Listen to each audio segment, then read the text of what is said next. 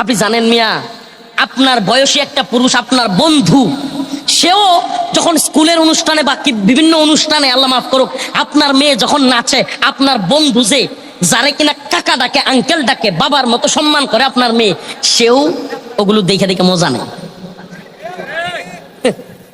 আর যদি মজা না নেয় তাহলে পুরুষত্ব সমস্যা আছে।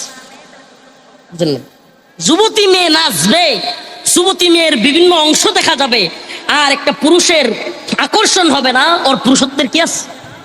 সমস্যা আছে।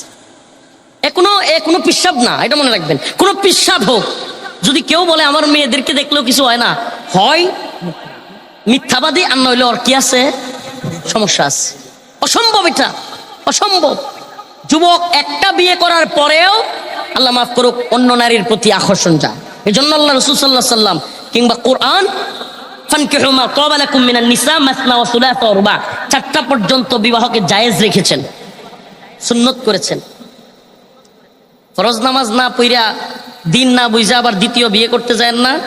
মা বোনেরা আমার প্রতি রাগ করবো, কইব যে হুজুর কি মাসালা বললেন, এই একটা বিয়ে করছে, ফরজই আদায় করে না, নামাজই পড়ে না, আবার 2 বিয়ের মাসনার কথা বলে দিয়ে গেছেন।